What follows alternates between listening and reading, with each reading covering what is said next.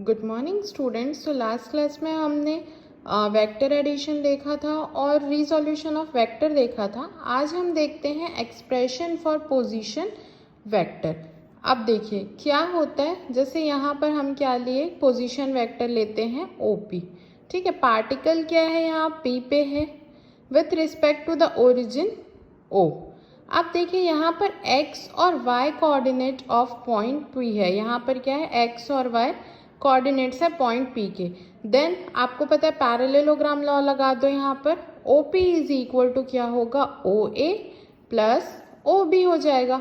तो यहाँ पर OP की वैल्यू क्या है, R है, और OB की वैल्यू y है, और OA की वैल्यू x i कैप है। i कैप j कैप क्यों ली, क्योंकि हमने पढ़ा था लास्ट टाइम रेक्टेंगुलर कंपोनेंट निकालने वाला, तो उसी के अकॉर्डिंग हम इसको क्या करते हैं, इक्वेशन लिखते हैं। तो this equation expression position vector R in terms of its rectangular component x and y। So ये है आपका पोजीशन वेक्टर का एक्सप्रेशन। नेक्स्ट आता है हमारा एक्सप्रेशन फॉर डिस्प्लेसमेंट वेक्टर। अब यहाँ पर क्या होता है, एक पार्टिकल है जो मूव कर रहा है XY प्लेन में अलोंग द कर्व्ड पाथ। ये कर्व्ड पाथ में क्या कर रहा है, वो जो पार्टिकल है वो मूव कर रहा है ना। आप फिगर में इसको देख सकते हैं। तो the particle at point PXY, particle पहले कहाँ है, इस पॉइंट पे है, P पॉइंट पे टाइम T पे। उसके बाद क्या होता है, ये आ जाता है P डैश पॉइंट पे एट टाइम T डैश पे। तो यहाँ पर हम ये क्या, ये जो ग्राफ है वो क्या शो कर रहा है, डिस्प्लेसमेंट शो कर रहा है इस पॉइंट का। तो एक T टाइम पे पार्टिकल आपका यहाँ था, फिर वो कुछ टाइम पे डिस्प्लेस्ड होके T डैश टाइम पे डिस्प्लेस्ड होके कहाँ आ गया, P डैश पॉइंट पे आ गया। तो इसके अकॉर्डिंग ये क्या हो जाएगा आपका, जब हमने स्लोप निकाला था उसमें भी मैंने बताया था कि पहले इस पॉइंट को लीजिए, इस पॉइंट को, तो दोनों का डिफरेंस निकालोगे तो वो क्या आ जाएगा आपका डेल एक्स, है ना। अब यहाँ से भी पॉइंट ले लीजिए y एक्सिस में, तो ये दोनों का डिफरेंस क्या हो जाएगा, y एक्स। मतलब कि t टाइम पे जो डिस्प्लेसमेंट हो रहा है वो हम इसमें कैलकुलेट कर लेंगे। तो यहाँ पर हम क्या करते हैं, triangle law of vector addition use करते हैं। ठीक है, इस ट्रायंगल में OP P डैश। अब यहाँ पर देख लीजिए कैसे, कब लगता है ट्रायंगल लॉ, मैंने बताया था जब दो साइड्स ऑफ ट्रायंगल के ये शो हो रहे हैं, तो थर्ड साइड उसका क्या होता है, वैल्यू देता है। तो देखो ये क्या हो गया, OP डैश, ये थर्ड साइड है, इसका डायरेक्शन ये है, इसका डायरेक्शन है, और ये क्या है, अपोजिट डायरेक्शन में है। तो ये क्या हो जाएगा, OP dash is equal to OP plus PP। क्या हो जाता है, third side is equal to first side और second side. So displacement vector क्या हो जाएगा, यहाँ पर डिस्प्लेसमेंट तो इस पॉइंट में हो रहा है ना, PP डैश में, तो ये क्या हो जाएगा, देखो PP dash is equal to क्या हो जाएगा, OP डैश, ये इधर शिफ्ट हो जाएगा तो माइनस OP। अब वैल्यू सब्सटीट्यूट कर दो, ये वैल्यू क्या हो जाएगी, डेल R, है ना। ये वैल्यू क्या दी हुई है आपकी, R डैश है, और ये आपकी R है। तो R dash del R vector is equal to R dash minus R। तो the direction of del P is from P to P dash, और इसका जो डायरेक्शन होगा वो कहाँ से होगा, P से P डैश तक होगा। इसको भी हम क्या देखते हैं, इन टर्म्स ऑफ रेक्टेंगुलर कंपोनेंट देख लेते हैं। तो R यहाँ पर क्या हो जाएगा, डेल R। अब देखो इसके अकॉर्डिंग आप वैल्यू सब्सटीट्यूट कर दो, है ना। डेल R डैश क्या हो जाएगा आपका, R डैश हो जाएगा आपका x dash i cap plus y dash j cap, और उसके बाद माइनस R है, R x i cap plus y j cap होता है। अब इसमें x वाले i कैप वाले टर्म को एक साथ कर दो और j कैप वाले टर्म को एक साथ कर दो, तो ये हो गया x dash minus x i cap plus y dash minus y j cap, और del R is equal to ये क्या हो जाएगा, del x i cap plus del y j cap. तो ये आपका हो गया, जैसे डेल R क्या होगा आपका, R डैश माइनस R, वैसे यहाँ पर x dash minus x del x, y dash minus y del y हो जाएगा। तो ये हो गया आपका expression for displacement vector. Next topic है हमारा एवरेज वेलोसिटी। सो आप लोग पहले भी पढ़ चुके हैं एवरेज वेलोसिटी क्या होता है, बट यहाँ पर हमको क्या करना है, उसको रेक्टेंगुलर कंपोनेंट के फॉर्म में देखना है कि क्या होता है। So suppose the particle moves from point P to P dash. जैसे पिछला जो ये डायग्राम था, ग्राफ, इसी ग्राफ में आप इसको भी समझेंगे, है ना। सो क्या था ये, अगर एक पॉइंट क्या कर रहा है, P से P डैश तक मूव कर रहा है टाइम T से T डैश पे, मतलब वो T टाइम पे P पॉइंट पे था और T डैश टाइम पे क्या हुआ, वो P डैश टाइम पॉइंट पे आ गया। Then the average velocity of an object is the ratio of displacement and the corresponding time interval। आपको पता ही है एवरेज वेलोसिटी क्या होती है, डिस्प्लेसमेंट अपॉन जो टोटल टाइम इंटरवल होता है। तो यहाँ पर भी वही है कि average velocity of an object is a ratio of displacement and the corresponding time interval. So it is given by v, ये vector v is equal to क्या होगा, del r by del t। तो del r की value आपको पता है, यहाँ से देख लीजिए, del x plus del Y आई कैप जे कैप अपॉन डेल टी। तो यहाँ पर अब इसको कंपोनेंट्स को अलग अलग कर लीजिए, del X by del T I cap plus del Y by del T J cap. Del T is equal to, जैसे वहां पर क्या था, del R is equal to R dash minus R था, टी की वैल्यू क्या हो जाएगी, टी डैश माइनस टी। तो यहाँ पर v क्या हो गया, x के कंपोनेंट में, तो ये क्या हो जाएगा, V X I cap plus V Y J cap. So this is the equation, this equation express average velocity v in terms of its rectangular component vx and vy। Next हम देखते हैं instantaneous velocity. क्या होती है instantaneous velocity, ये आप पहले भी कर चुके हैं कि एक पर्टिकुलर इंस्टेंट पे आपकी वेलोसिटी कितनी है वो निकालना है, तो हम इंस्टेंटेनियस वेलोसिटी बोलते हैं उसको। तो यहाँ पर देख लेते हैं क्या होता है। So the instantaneous velocity of a particle is equal to the limiting value of its average velocity when the time interval approaches to zero. मतलब आपका एवरेज वेलोसिटी का फॉर्मूला ये है आपका, del V is equal to del R by del T. तो इसी value की जो लिमिटिंग वैल्यू होती है जब टाइम इंटरवल आपका क्या है, टी जीरो पे अप्रोच करता है, तो उसको हम बोलते हैं instantaneous velocity. So vector v is equal to limit del t tends to zero del r by del T, या इसको हम क्या लिख सकते हैं, del r by del T को डेरिवेटिव के फॉर्म में dr बाय dt। अब यहाँ पर देखिए चार आपको ग्राफ दिए हैं a b c d, इसमें हमको क्या बताना है, इंस्टेंटेनियस वेलोसिटी को एक्सप्लेन करना है। तो सबसे पहले यहाँ पर क्या है, ये जो थिक लाइंस है, थिक लाइंस जो है वो क्या बता रही है, थिक लाइन कर्व रिप्रेजेंट कर रहा है path of the object, object का पाथ रिप्रेजेंट कर रहा है। अब ऑब्जेक्ट जो है वो P पॉइंट पे T टाइम पे है, और जो P1, P2, P3 है ये उसकी क्या है, पोजीशंस है after time interval T1, T2, T3 पे। अब यहाँ पर देखिए क्या होता है, del T tends to zero, मतलब जो टाइम है वो धीरे धीरे क्या हो रहा है, जीरो की तरफ अप्रोच कर रहा है। तो ऑब्वियस सी बात है कि T1 इसमें ज्यादा होगा, फिर T2 की वैल्यू इसमें कम होगी, फिर T3 की वैल्यू क्या हो जाएगी, और कम हो जाएगी। मतलब वो धीरे धीरे क्या हो रहा है, आपका जीरो की तरफ जा रहा है। जो टाइम की वैल्यू है वो क्या हो जाएगा, del T is greater than del T2 and del T2 is greater than del T3।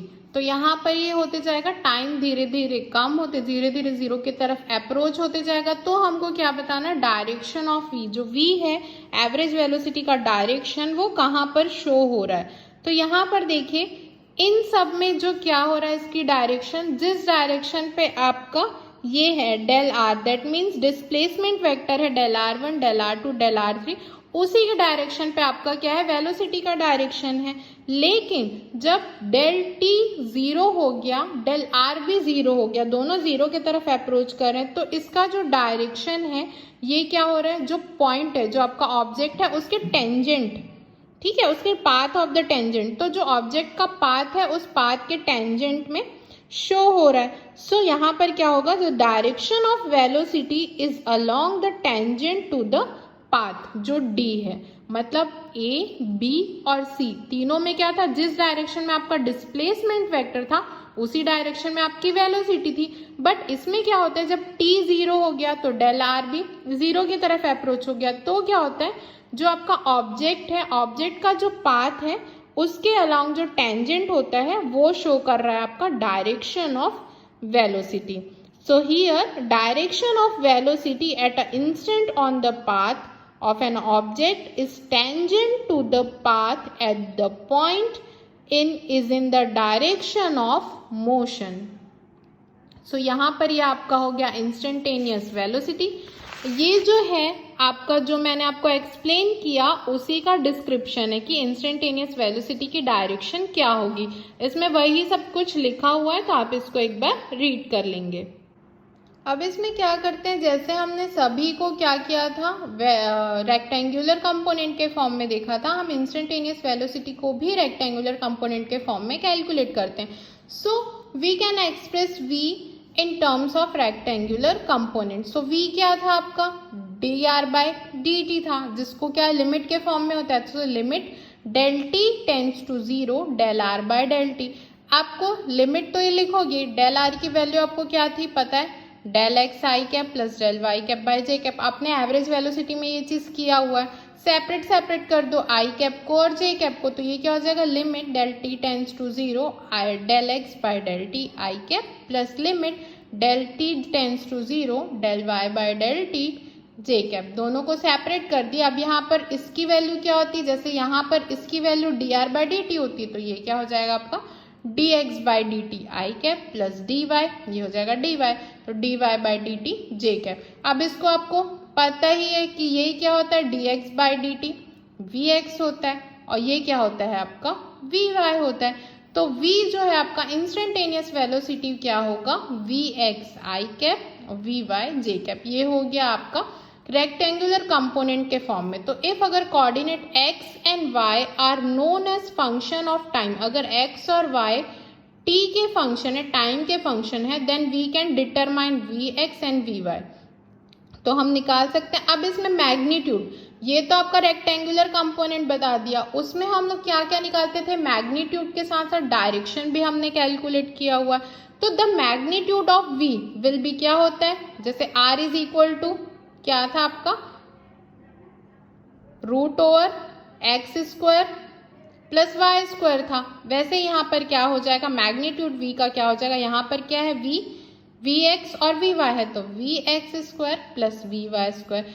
If v क्या हो रहा है, थीटा एंगल बना रहा है x एक्सिस के साथ, तो ये क्या हो जाएगा, tan theta is equal to vy by vx। तो थीटा की वैल्यू क्या हो जाएगी, tan inverse vy by vx। तो ये आपका हो गया इंस्टेंटेनियस वेलोसिटी का रेक्टेंगुलर कंपोनेंट के फॉर्म में। ये सारी चीज आप प्रीवियस जो मैंने वीडियो बनाया था उसमें ये सब चीज एक्सप्लेन की है, तो आप उस वीडियो को देखेंगे तो ये सारी चीज रेक्टेंगुलर कंपोनेंट क्या होता है, किस फॉर्म में होता है, ये आपको क्लियर हो जाएगा।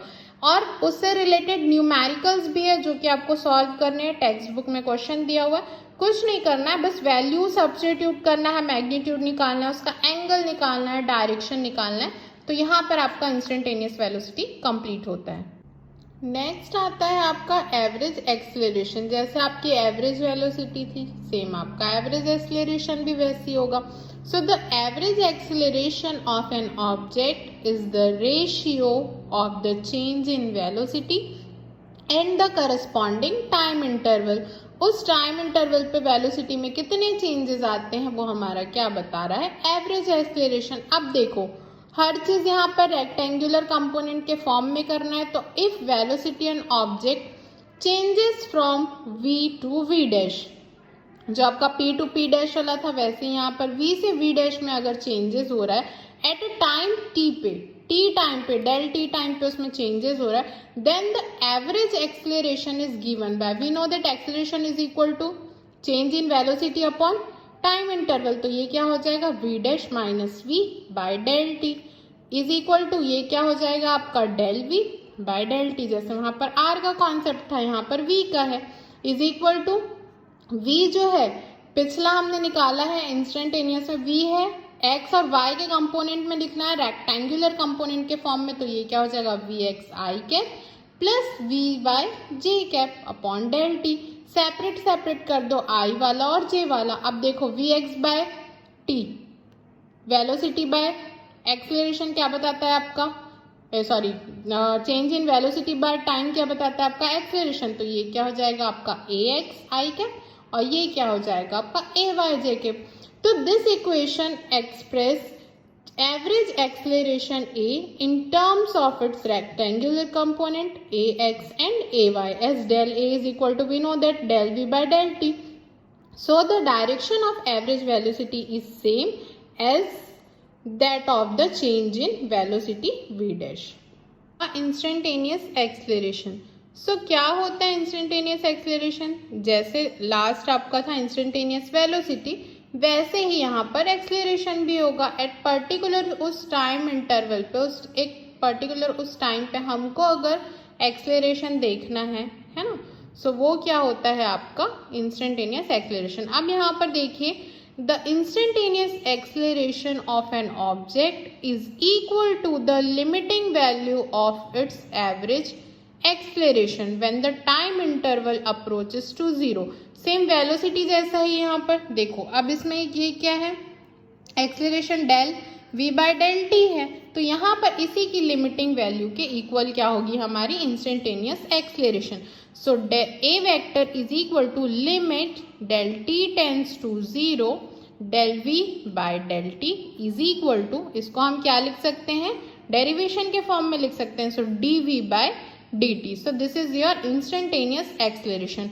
अब यहाँ पर जैसे उसमें ग्राफ था वैसे ही ग्राफ के थ्रू इसको हमको एक्सप्लेन करना है. v का जो a का जो डायरेक्शन है उसको, तो यहाँ पर ये उसका आपको डिस्क्रिप्शन दिया हुआ है कि क्या क्या है, हम इसको ग्राफ के थ्रू समझते हैं. आप इसको रीड ले लीजिएगा, है ना.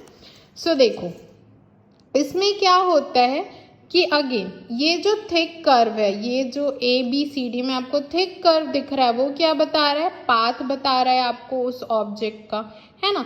ऑब्जेक्ट क्या है, t टाइम पे P पॉइंट पे है, और P1, P2, P3 जो है वो उसका क्या है, डिस्प्लेसमेंट हो रहा है, जो उसकी वेलोसिटी है, पोजीशन जो उसका चेंज हो रहा है वो है ना. सो P1, P2, P3 क्या है, पोजीशन से after time interval T1, T2 and T3. यहाँ पर भी क्या होगा, limit del T tends to क्या हो रहा है, जीरो है, मतलब वो जीरो की तरफ वैल्यू क्या हो रही है, अप्रोच हो रही है. तो इसमें भी क्या हो रहा है, पोजीशन भी उसकी चेंजेस होते जाएंगे. तो यहाँ पर क्या है, डेल T1 की वैल्यू यहाँ ज़्यादा होगी, उससे कम फिर हो जाएगी T2 में, फिर और कम हो जाएगी T3 में, और एक पॉइंट में वो क्या हो जाएगी, T की तरफ जो आपका T है वो क्या हो जाएगा, जीरो की साइड पे हो जाएगा. तो ये क्या हो जाएगा, इस पोजीशन पे जो D है वहां पर del T tends to zero हो जाएगा. सो यहाँ पर क्या होता है, जो डायरेक्शंस है A के वो क्या होते हैं आपके चेंज इन वेलोसिटी, मतलब डेल V पे आपके डिपेंड करते हैं. अब हम डेल V कैसे फाइंड आउट कर सकते हैं, हम यहाँ पर ट्रायंगल लॉ जानते हैं, triangle law of vector addition. तो उसके थ्रू हम क्या करते हैं, यहाँ पर A का जो डायरेक्शन है वो निकाल लेते हैं कि क्या होगा. सो यहाँ पर आप ट्रायंगल ड्रॉ करके इसको निकाल सकते हैं, और A का जो डायरेक्शन यहाँ पर भी निकलेगा वो ऑलवेज इसमें भी क्या निकल रहा है, एवरेज एक्सलेरेशन के पैरेलल निकल रहा है, जो डेल V की वैल्यू है. तो डायरेक्शन उसका क्या हो जाएगा, वही हो जाएगा. सो ये जो आपका फोर्थ वाला ग्राफ है, यहाँ पर क्या हुआ, डेल T जो है वो पूरा जीरो हो गया, है ना. तो यहाँ पर डेल V भी क्या हो जाएगा, जीरो हो जाएगा. तो एवरेज एक्सलेरेशन जो है वो इस पॉइंट पे क्या बन जाएगा, इंस्टेंटेनियस एक्सलेरेशन. मतलब इन सब पॉइंट पे वो क्या था, इसका जो डायरेक्शन था, एवरेज एक्सलेरेशन का डायरेक्शन था वो चेंज इन वेलोसिटी के अकॉर्डिंग था. अब यहाँ पर क्या होता है, जब वो डेल T हो जाता है पूरा जीरो, तो यहाँ पर क्या हो जाता है, ये जो एवरेज एक्सलेरेशन था वो क्या बन जाता है, इंस्टेंटेनियस एक्सलेरेशन. तो ये है उसका डायरेक्शन. तो ये है आपका इंस्टेंटेनियस एक्सलेरेशन. ये चारों ग्राफ आप बनाएंगे और उसका क्या देंगे, डिस्क्रिप्शन, उसका एक्सप्लेनेशन लिखेंगे, जो कि यहाँ पर मैंने समझाया हुआ है आपको. सो यहाँ पर आपका इंस्टेंटेनियस एक्सलेरेशन कंप्लीट होता है. इसी के आगे देखते हैं. अब हम इसको भी हमको क्या लिखना है, रेक्टेंगुलर कंपोनेंट के फॉर्म में लिखना है. So instantaneous acceleration is given by vector A is equal to, ये क्या हो जाएगा आपका, dv बाई dt. इसकी वैल्यू आपको पता है, लिमिट dv बाई dt होती है. जैसा आपने पहले किया है वैसे ही इसको भी करना है. vx, vy, x और y के कंपोनेंट्स में इसको लिख दीजिए, i और j को सेपरेट कर दीजिए. अब यहाँ पर del vx by del t, इसको लिमिट वाले पूरे फॉर्म को हम इस फॉर्म में लिखते हैं. तो ये क्या हो जाएगा, dvx by dt i cap plus dvy by dt j cap. तो अब यहाँ पर हमको पता है dvx बाई dt क्या हो जाएगा, जैसे dv बाई dt आपका a होता है वैसे x ए कंपोनेंट में रहेगा, तो ये क्या हो जाएगा ax i cap plus ay j cap, where ax is equal to dvx by dt and ay is equal to dvy by dt। तो ये होता है आपका इंस्टेंटेनियस एक्सेलरेशन कंप्लीट। नेक्स्ट है आपका motion in a plane with constant acceleration. अब देखिए यहाँ पर क्या होता है, यही चीज़ है कि हम यहाँ पर एक ऑब्जेक्ट लेते हैं जो कि क्या कर रहा है एक्स वाई प्लेन पे मूव कर रहा है। इसका एक्सेलरेशन क्या है, कांस्टेंट है। इफ v0 एंड v क्या है, वेलोसिटी वेक्टर है एट टाइम t0 पे और at time t is equal to t है उस पे respectively, then the acceleration is given by, object है एक्स वाई प्लेन पे मूव कर रहा है, उसका जो एक्सेलरेशन है वो क्या है, कांस्टेंट है। इफ v0 और v क्या है, वेलोसिटी वेक्टर है at time t is equal to 0 पे और t is equal to t पे, then acceleration is given bye.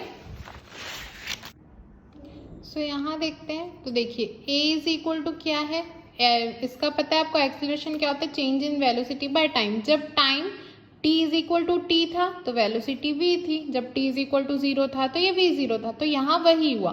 तो एक्सेलरेशन इज इक्वल टू क्या हुआ, v minus v0 upon t minus, t की वैल्यू एक बार t है और 0 है तो t माइनस 0, तो ये हो गया आपका v minus v0 bye t।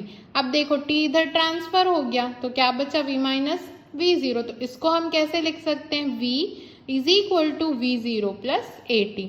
अब यहाँ पर ये जो इक्वेशन है इसको हम क्या लिखते हैं, इसके रेक्टेंगुलर कंपोनेंट में लिखते हैं। सो इसको हमको क्या लिखना पड़ेगा, x और y के फॉर्म में लिखना पड़ेगा। तो देखिए यहाँ पर v क्या हो जाएगा, vx plus vy, rectangular component इसका, v0 का v0 x आई कैप प्लस v0 y, ऐसे ही आप लिखेंगे। उसके बाद i और j वाला जो है उसको आप क्या कर देंगे, सेपरेट कर देंगे, i वाले एक साथ और j वाले एक साथ।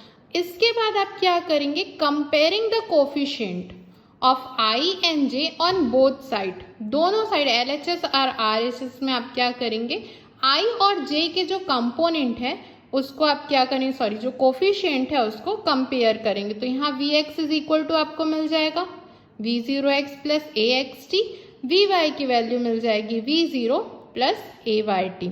अब यहाँ पर क्या करते हैं, ये तो आपका निकल गया। इसके बाद हम क्या करते हैं, पोजीशन वेक्टर के लिए यूनिफॉर्म एक्सेलरेशन देखते हैं। तो उसके लिए क्या होगा, हम लोग क्या करते हैं, r0 and r be the position vectors. Position vector के लिए देख रहे हैं तो हमको पोजीशन वेक्टर लेना पड़ेगा। So r0 and r be the position vector at time 0 and t। जब time t is equal to 0 है तो उसका पोजीशन वेक्टर r0 होगा और t टाइम पे r होगा, तो उसकी वेलोसिटीज क्या होगी, v0 और v है। नाउ अब यहाँ पर जो डिस्प्लेसमेंट है उसको हम किस फॉर्मूले से देंगे, displacement is equal to average velocity into time interval. Displacement क्या हो जाएगा, पोजीशंस में चेंज, मतलब r से r0, सो r माइनस r0 डिस्प्लेसमेंट हो गया। एवरेज वेलोसिटी पहले आप किए हुए हो, सो यहाँ पर जो भी वेलोसिटी, एवरेज कैसे निकालते हैं, वेलोसिटीज को ऐड अपॉन जितना वेलोसिटीज रहता है वो हो जाता है। तो v0 plus v by 2 into time interval t है यहाँ पर। अब देख लो v0 प्लस, अब v की वैल्यू आप यहाँ से डालेंगे अबव इक्वेशन से, इस इक्वेशन से v की वैल्यू आप यहाँ पर सब्स्टिट्यूट कर देंगे। सो ये क्या हो जाएगा, v0 plus at by 2 into t। आगे देखते हैं, r माइनस r0, अब वहाँ पर v0 को ऐड करोगे तो वो 2v0 हो जाएगा, तो उसको आप इक्वेट कैलकुलेट करोगे तो वो आपको ये रिजल्ट देगा v0t plus half a t square. और इसको हम कैसे लिख सकते हैं, r0 को इधर ट्रांसफर कर दो तो ये हो गया आपका पोजीशन के लिए। So this equation gives position of uniformly accelerated particle at time t पे, ये क्या है, पोजीशन ऑफ यूनिफॉर्म एक्सेलरेशन। अब इस इक्वेशन को भी हमको क्या लिखना पड़ेगा, रेक्टेंगुलर कंपोनेंट के फॉर्म में लिखना पड़ेगा, मतलब एक्स वाई के फॉर्म में लिखेंगे। तो r का आपको पता है x I cap plus Y J cap होता है, यहाँ पर भी तो r0 x0 y0 हो जाएगा, v0 x v0 y, half a का ax ay के, तो सबका रेक्टेंगुलर कंपोनेंट लिख दो। और यहाँ पर भी आप क्या करो, कोफिशिएंट को पहले आई वाले साथ में लिख दो, जे वाले साथ में लिख दो, उसके बाद क्या कर दो, कोफिशिएंट को दोनों साइड के कंपेयर करके इक्वेट कर दो। तो x की वैल्यू आ जाएगी x0 plus v0x plus t plus half ax t square, y की वैल्यू भी आ जाएगी।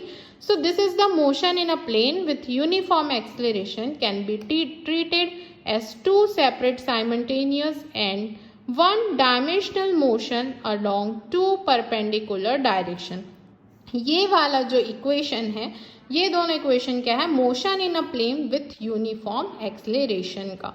सो यहाँ पर आपका ये वाला जो टॉपिक है motion in a plane with constant acceleration, वो आपका कंप्लीट होता है। Relative velocity in two dimensional, ये आपने पढ़ा ही हुआ है। जो मैंने स्ट्रेट लाइन वन डायमेंशनल में आपको बताया था कि एक ऑब्जेक्ट के दूसरे ऑब्जेक्ट के रिस्पेक्ट में वेलोसिटी निकालते हैं जब दोनों मूव कर रहे हैं, मोशन में होते हैं, तो वो होता है आपका रिलेटिव वेलोसिटी। अब यहाँ पर देख लीजिए क्या होता है, the relative velocity of an object A with respect to object B when both are in motion, जब दोनों मोशन में है तो ए की वेलोसिटी बी के रिस्पेक्ट में is the rate of changes of position of object A की position में change with respect to object B के पोजीशन में चेंज। सो यही है कि पोजीशन में चेंजेस होते हैं, मतलब वेलोसिटी में भी क्या होगा, चेंज होगा। तो ये क्या होता है, किसी एक ऑब्जेक्ट की दूसरे ऑब्जेक्ट के रिस्पेक्ट में जब वो मूव कर रहे हैं तो जो वेलोसिटी होती है वो क्या होती है, रिलेटिव वेलोसिटी। अब यहाँ पर क्या करते हैं, सपोज टू ऑब्जेक्ट्स, दो ऑब्जेक्ट है ए एंड बी, मूव कर रहे हैं velocity v A and v B से विथ रिस्पेक्ट टू ग्राउंड और अर्थ।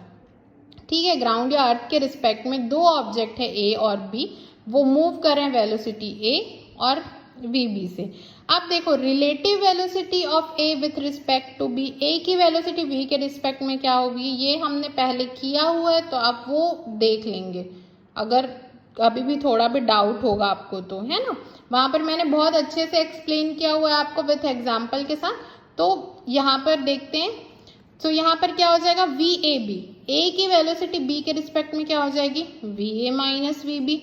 अब यहाँ पर b की वेलोसिटी a के रिस्पेक्ट में क्या होगी, vba हो जाएगा, vba इज इक्वल टू क्या होगा, vb माइनस va। क्लियरली यहाँ पर दिख रहा है जो vab इज इक्वल टू क्या होगा, नेगेटिव साइन के साथ vba, एंड दोनों का जो मैग्नीट्यूड होगा वो क्या हो जाएगा, इक्वल हो जाएगा। तो यहाँ क्या हो जाएगा, relative velocity of object a की निकालेंगे तो va plus minus we B, मतलब velocity of vector A plus negative velocity of vector B, आपको क्या दे देंगे, रिलेटिव वेलोसिटी। सो ये होता है आपका रिलेटिव वेलोसिटी।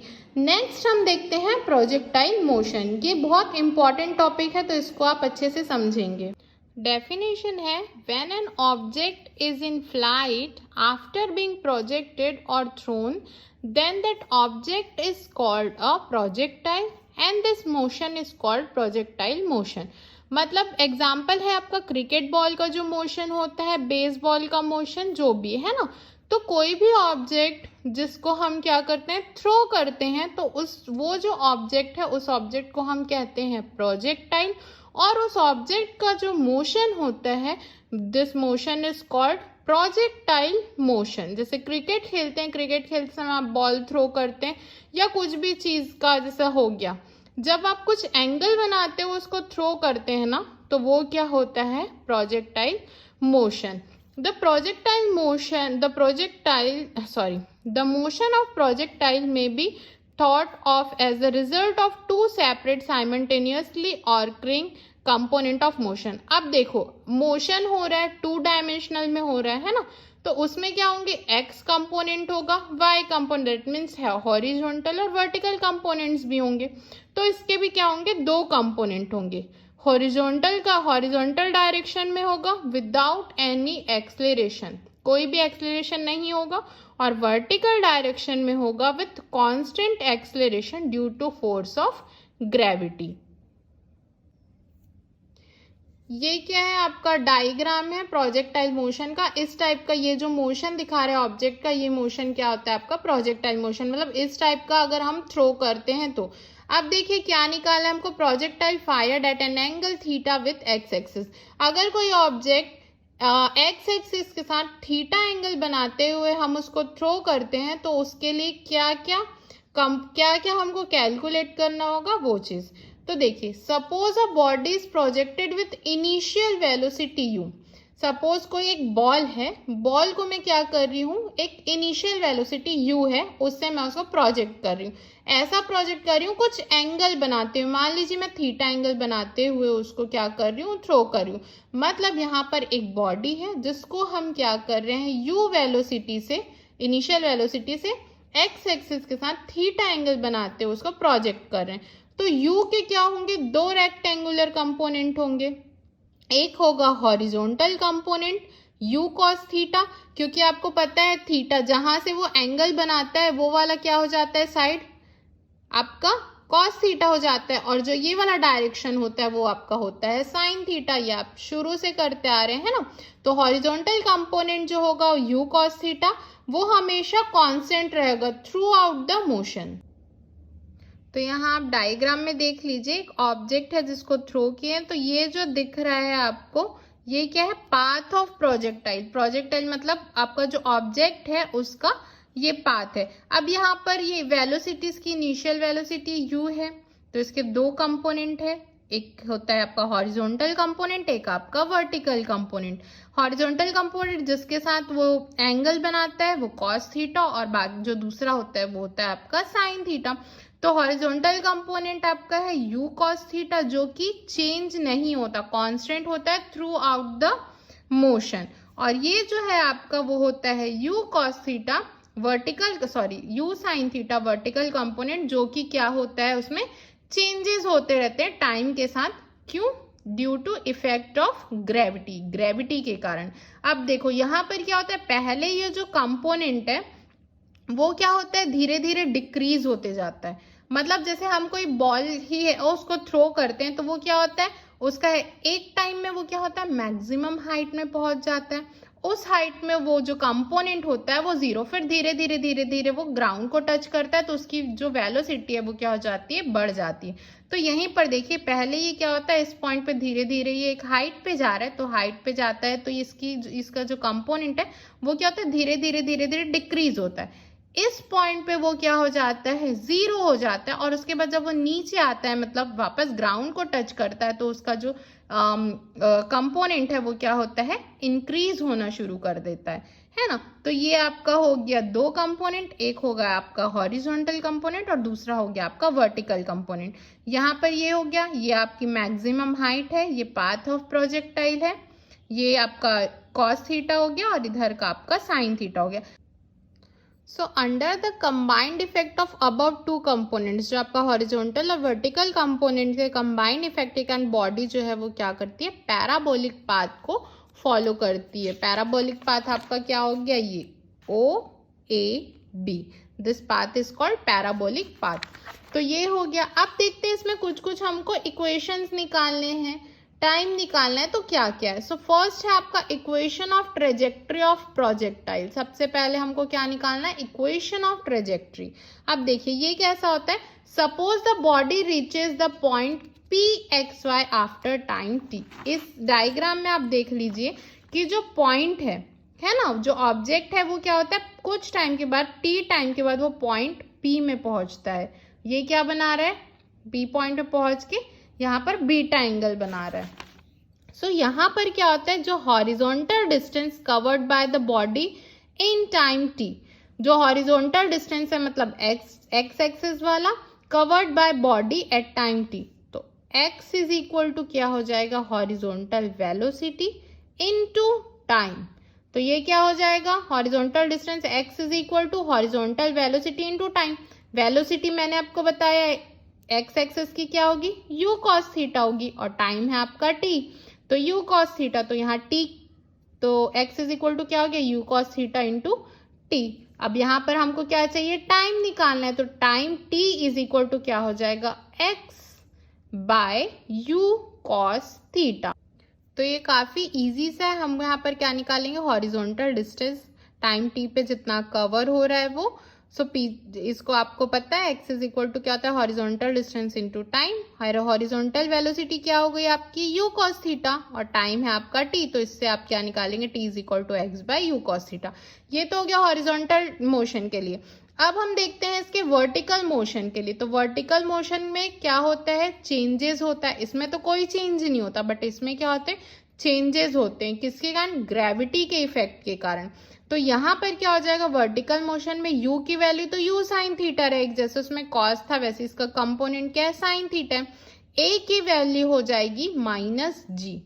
सो वर्टिकल डिस्टेंस कवर कर रहा है एट टाइम t पे, उसको हम देंगे इक्वेशन ऑफ जो मोशन था उसके सेकेंड वाले इक्वेशन से, s is equal to u t plus half a t square. अब देखिए, या इसको s की जगह हम क्या लिखते हैं, इसको y।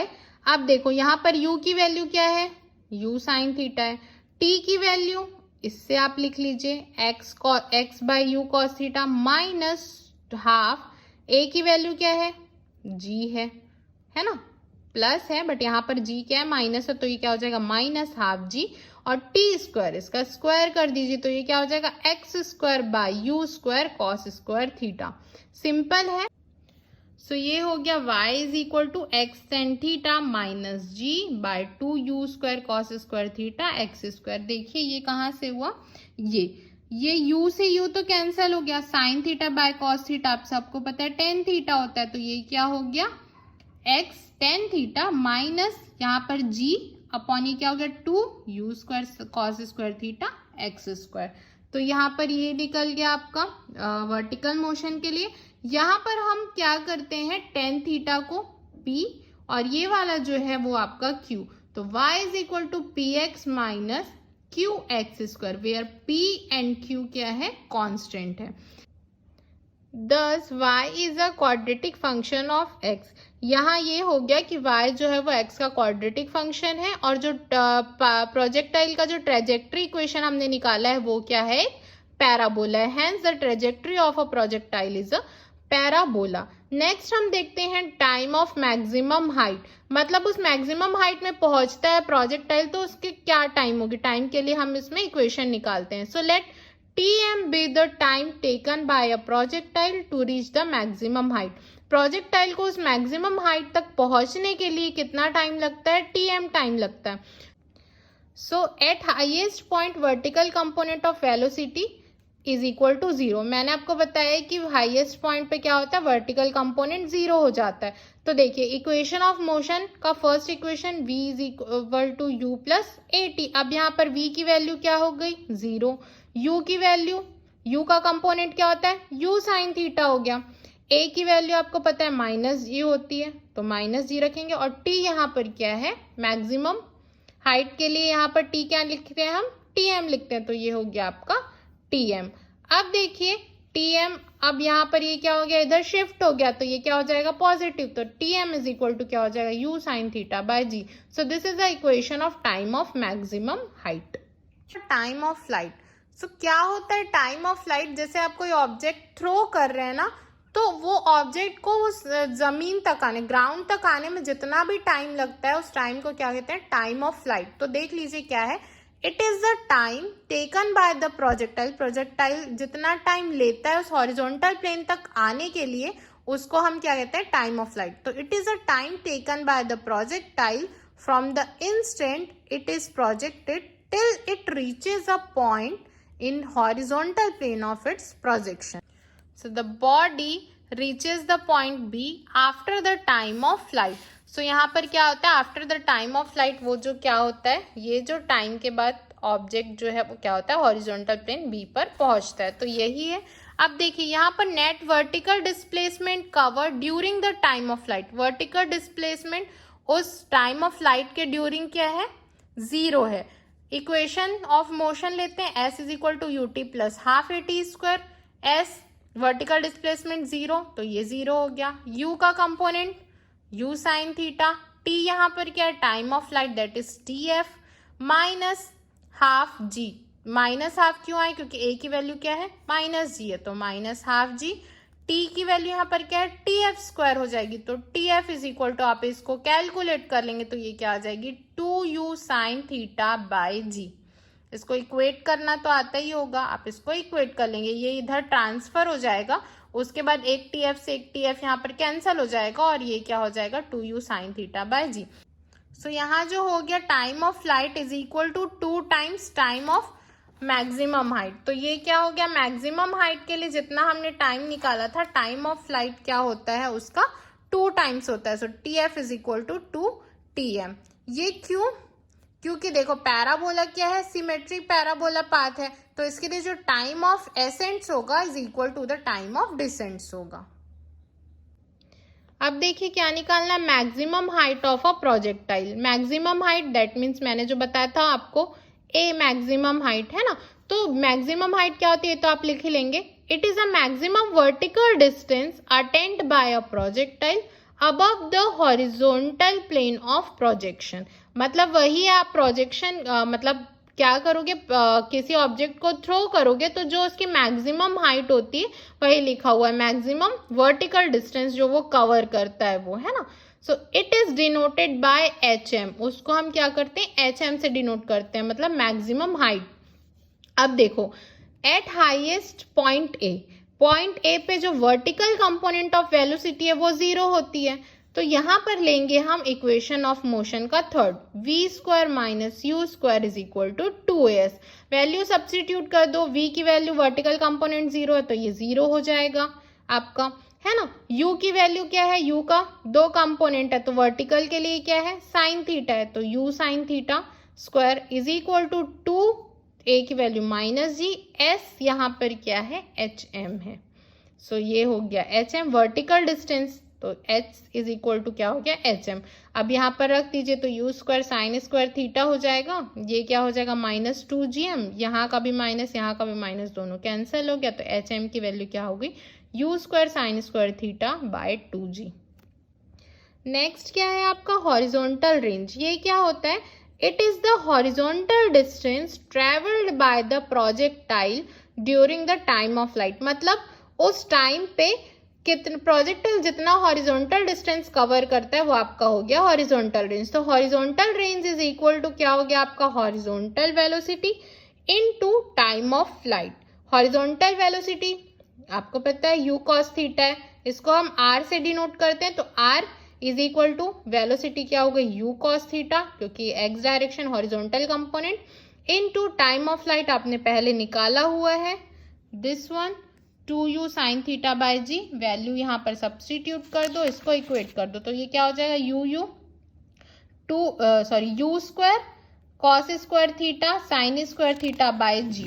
अब यहाँ पर देखो इसमें क्या होता है u² बाय जी एक साथ रख लिए, अब 2 sin थीटा cos थीटा एक साथ। अब हमको फॉर्मूला पता है, हमने 10th में मैथ्स में पढ़ा हुआ है, sin 2 theta is equal to क्या होता है 2 sin थीटा cos थीटा। तो यहाँ पर आप रख दीजिए u², इसकी जगह आप रख दीजिए sin 2 थीटा, तो ये हो गया sin 2 थीटा बाय जी। तो हॉरिजॉन्टल रेंज की जो इक्वेशन है वो क्या होता है r is equal to u² sin 2 theta by ji.